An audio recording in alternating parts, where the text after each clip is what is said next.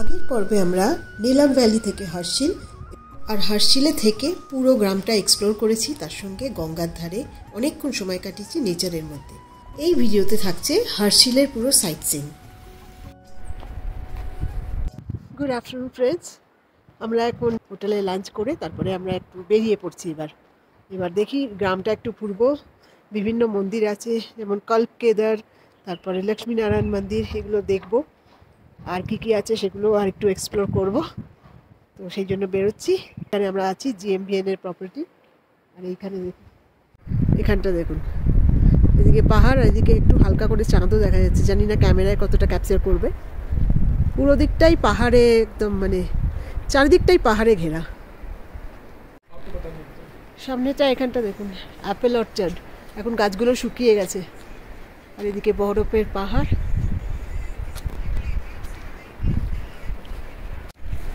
চলো যেতে যেতে একটু গ্রামটাই দেখাই। এই যে একটা সুন্দর একটা কুকুর, পাহাড়ি কুকুর। সব হিল স্টেশনে কিন্তু এরম এক বন্ধু ঠিক পাওয়া যায়। টমি, নাম জানা নেই তাই এভাবে ডাকলাম, জানি না নামটা পছন্দ হলো কিনা। এই জায়গাটা দেখুন, এখানটা একটা শহরের আর কি চক, সুন্দর ছোট্ট শহরের চক। ছোট ছোট দোকান আছে, বিভিন্ন খাবারের দোকান, স্টেশনারি, সব কিছু। আর তার মধ্যে ওপরে পাহাড়। কি সুন্দর জায়গাটা না, সাজানো গোছানো। গ্রামের ভেতরে কিছুটা হেঁটে এসে এই জায়গায় হচ্ছে কার পার্কিং, মানে সবাইকার জন্য এটাই হচ্ছে পার্কিং এরিয়া। তো এইখানে দূরে আমাদের গাড়ি পার্ক করা আছে। এবার উঠে এসে আমরা দেখি গাড়িতে যাব নাকি হেঁটে হেঁটে যাব, কারণ এই গ্রামে হেঁটে হেঁটে অনেক কিছু এক্সপ্লোর করা যায়। অ্যাকচুয়ালি এই জায়গাটা এত সুন্দর যে হেঁটে হেঁটেও আপনি যদি সারাদিন এখানে ঘোরেন, দারুণ সময় কেটে যাবে। একদিকে হিমালয়ের গাড়োয়াল রেঞ্জ, আর একদিকে বয়ে যাচ্ছে ভাগীরথী নদী বা মা গঙ্গা। আমরা এখান থেকে এবার হাঁটতে শুরু করব, দেখি কোথায় কি আছে সেভাবেই। এখানে হাওয়ার এত জোর যে কথাই বলা যাচ্ছে না। এখানে একটা দারুণ জায়গায় এসেছি, দেখতেই পাচ্ছেন কি জোরে কথা বলতে হচ্ছে, হাওয়ার জোর। এরকম একটা নদী বয়ে যাচ্ছে, তার মধ্যে এরকম একটা সুন্দর ব্রিজ। এই ব্রিজটা ক্রস করে এবার আমাদের যেতে হবে পাখি দেখতে।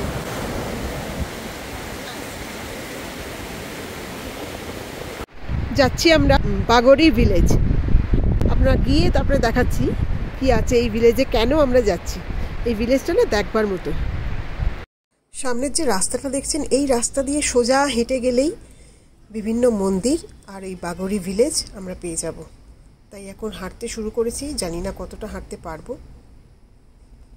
আমাদের পেছনে যেটা দেখতে পাচ্ছেন সেটা হচ্ছে উইলসন হাউস। উইলসন হাউস সেই ব্যক্তির নামে এবং তারই বাড়ি ছিল। এই হচ্ছে সেই উইলসন হাউস, এবং মানে উইলসন সাহেবের যে অ্যাকচুয়াল বাড়িটা, এটা এখন এখানে ফরেস্ট ডিপার্টমেন্টের আন্ডারে। তো এটা উইলসন হাউস হার্শিল, ওনার বিশাল বড় এখানে বাড়ি ছিল, এবং সেটা জ্বলে যাওয়ার পরে তারপর এখানে ফরেস্ট ডিপার্টমেন্ট এটা বানিয়ে নেয়। উইলসন হাউস থেকে কিছুটা হেঁটেই বাঁদিকে আমরা এই টেম্পলে চলে আসলাম, লক্ষ্মীনারায়ণ মন্দির। আমরা এর ভেতরে ঢুকে যাচ্ছি।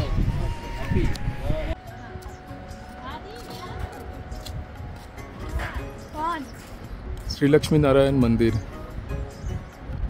জায়গা শান্তি, সুন্দর হাওয়াও চলছে, আর সূর্য ডোবার দিকে প্রায়। খুব সুন্দর, খুব সুন্দর প্রাচীন মন্দির। এই যে সামনে, এখান দিয়ে এগিয়ে যেতে হবে।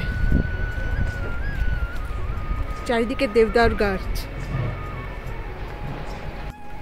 এই হচ্ছে লক্ষ্মীনারায়ণ টেম্পল। এখানে অনেকগুলো টেম্পল আছে, তো মেন মন্দির কোনটা আমি ঠিক জানি না, সেটা আমরা দেখছি। আমরা মা লক্ষ্মী মন্দিরে প্রথমে দর্শন করতে যাচ্ছি। আমি আর ভেতর থেকে দেখাচ্ছি না, কারণ মন্দিরটির ভেতরে ভিডিও করতে ঠিক লাগছে না আমার। সামনে যে মন্দিরটা দেখছেন, এটা হচ্ছে শিবের মন্দির। আমরা এগিয়ে যাচ্ছি। এই মন্দিরের অপোজিটে হচ্ছে আশ্রম, যেখানে পূজারীজিরা থাকেন।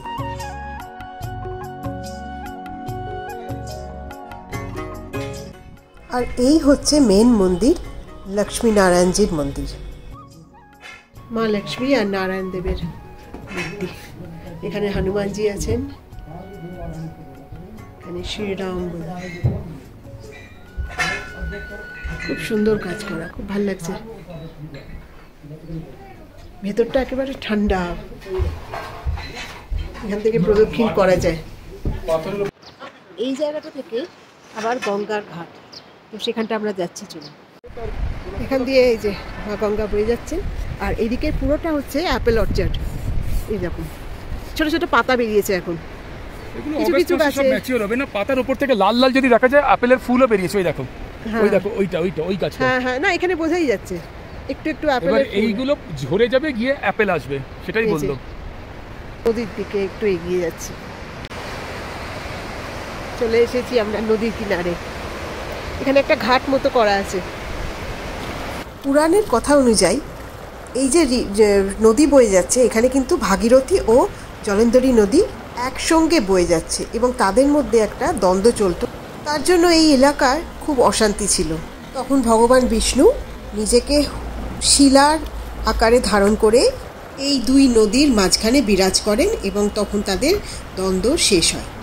এই যে পাথর দেখছেন, এখানেরই একটি বড় শিলা আছে, যেটা হচ্ছে এই বিষ্ণু যে আকার ধারণ করেছিলেন। তো বিষ্ণুর নামে এই হচ্ছে হরিশিলা, আর হরিশিলা থেকেই এই গ্রামের নাম হর্ষিল, যেখানে শুধু শান্তি বিরাজ করে। এখানে নবরাত্রির জন্য প্রসাদ দিচ্ছে।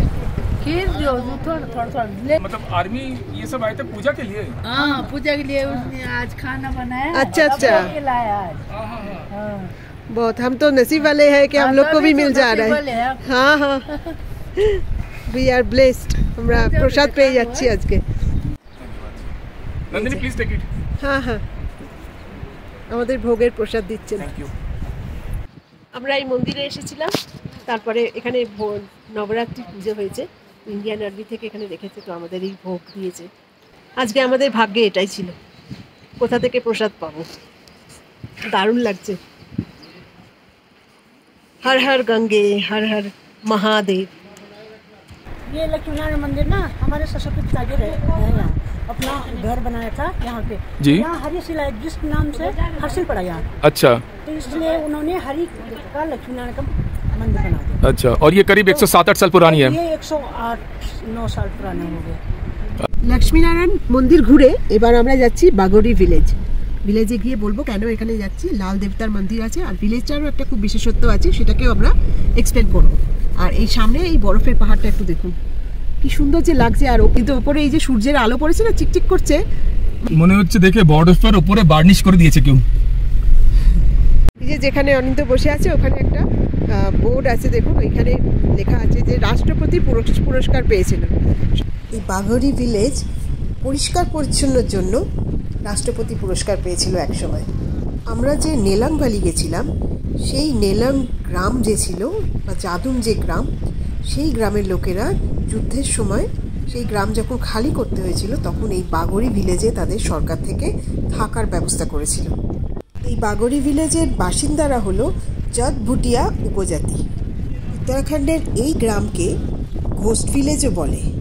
এই এলাকা একদিকে গাড়োয়াল হিমালয় আর একদিকে ভাগীরথী নদী বয়ে যাচ্ছে। সো ডিউরিং উইন্টার বুঝতেই পারছেন কতটা টেম্পারেচার নেমে যায়, মাইনাসে চলে যায় এবং চারদিকে স্নোফল হয়। তখন এই গ্রামের বাসিন্দারা চলে যায় তুন্ডা ভিলেজ, যেটা হচ্ছে উত্তরকাশীতে। এখন কিন্তু কিছু গ্রামবাসী আবার থাকতে আরম্ভ করেছে। গ্রামে ঢুকতেই এটা হচ্ছে লাল দেবতা মন্দির, পৌরাণিক লাল দেবতা মন্দির। এটা কত সুন্দর দেখুন, ঠিক তার অপোজিটেই ঝর্ণার জল এসে পড়ছে এখান দিয়ে, বয়ে যাচ্ছে গ্রামের ভেতরে। এবং এখান থেকে ইনফ্যাক্ট আমি দেখতে পাচ্ছি অনেক পাইপ নিয়ে যাওয়া হয়েছে মোটা মোটা, যার মধ্যে দিয়ে জল চলে যাচ্ছে গ্রামের ভেতরে ভেতরে। এই ঝর্ণার জলই তারা খায়। এবং জয় বাবা লাল দেবতা। এবার দেখুন ঠিক ডান দিকেই হচ্ছে ঢোকার সময় ওইটার, বাঁ দিকে হচ্ছে বুদ্ধা টেম্পল, সেটা বন্ধ আছে। আমি আর পুরনো কাঠের ঘর, I mean these are very old, these are very very old. In fact the structure wise one can very easily understand. So it is kind of deserted একটা গ্রাম বলা যেতে পারে এই মুহূর্ত অবধি। এখানে আপনারা দেখতে পাচ্ছেন প্রাচীন স্তূপা আছে, খুব সুন্দর, এখান থেকে দেখা যাচ্ছে। অনেক কিছু লেখা রয়েছে, যেগুলো তো আমার পক্ষে বোঝা মুশকিল, তবে দারুণ দৃশ্য, খুব শান্ত একটা গ্রাম। এগেন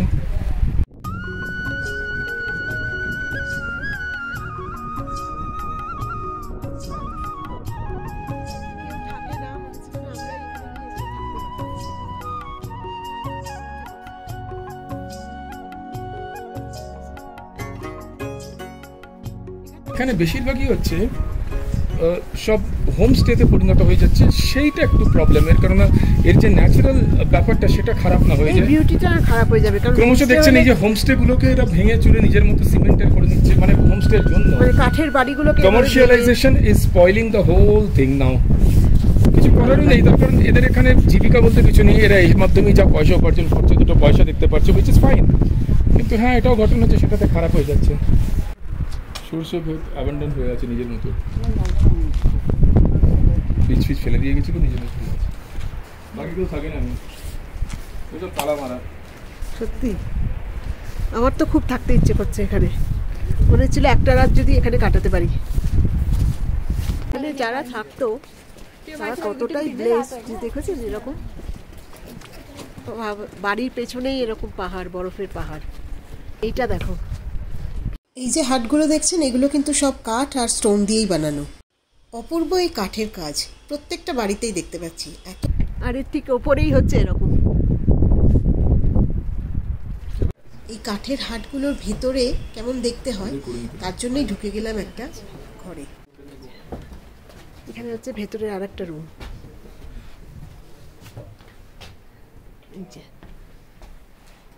এটা পুরোটাই হচ্ছে দেবদার যে দেখছিলেন ওপরে হাওয়া দিচ্ছিল খুব, যে দেবদার গাছ, সেই দেবদার গাছ তারই কাঠের, এবং এতদিন হয়ে আছে এটার কোনো মানে ভেঙে টেঙে যাওয়া খুব কমই, মানে ক্ষতি হয় খুব কম। এই গাছগুলো অনেক দিন ধরে, মানে এই কাঠগুলো খুব মানে শক্তপোক্ত আর কি।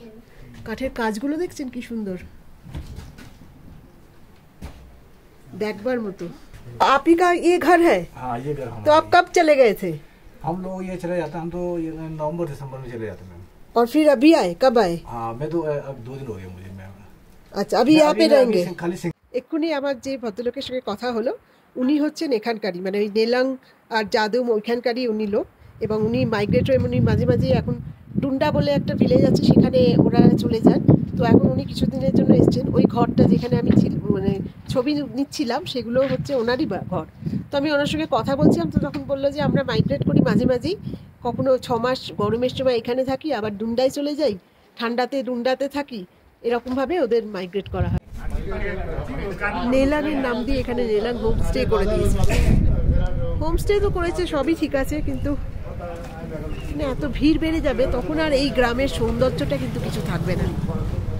চলুন, একজন পাহাড়ি মন্দাকিনীকে খুঁজে পেয়েছি, দেখি আপনারাও দেখুন। এই যে উনি কথা বলছিলেন, এত সুন্দর দেখতে, আমি ভাবলাম একটু ছবি নিই।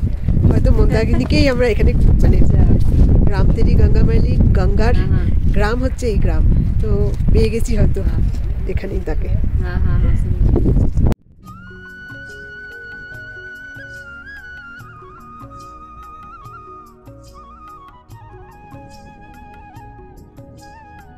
এই যে আমরা বাগোরি ভিলেজে ঘুরছি, কিন্তু খুব খারাপ লাগছে যে আর কয়েক বছর পর কিন্তু এই ভিলেজ আর এইভাবে থাকবে না, কারণ সবই এখন এই দেখুন অনেক কাঠের বাড়ি এখন সব সিমেন্টের হয়ে যাচ্ছে, এখানে বেশিরভাগ হোমস্টে হয়ে যাচ্ছে।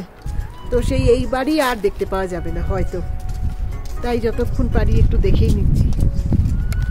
এখানের বাসিন্দাদের সঙ্গে কথা বললাম যে এত সুন্দর কাঠের বাড়ি কেন ভেঙে দিচ্ছে, তো তাদের বললো যে এর থেকে তাদের কোনো উপায় হয় না, তাই হোমস্টে বানানোর জন্য এগুলোকে ভেঙে তাদের সিমেন্টের বাড়ি করতেই হচ্ছে। এবার আমাদের পরের ডেস্টিনেশন মুখুয়া মন্দির, মা গঙ্গার বাপের বাড়িও যাকে বলা হয়। যাচ্ছি আমরা মুখুয়া মন্দিরের দিকে। এটা হচ্ছে যখন আপনাদের গঙ্গোত্রী যে সময়তে বন্ধ থাকে, মানে এখনো গঙ্গোত্রী বন্ধ আছে, চারধাম যাত্রার সময় গঙ্গোত্রী যখন চালু হবে সেই সময় এখান থেকে এটা বলা হয় গঙ্গা দেবীর বাপের বাড়ি বা মাইকে বলে এরা বলে।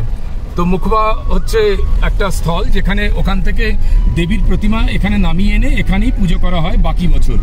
একটা সুন্দর ঝর্ণা এন রুট।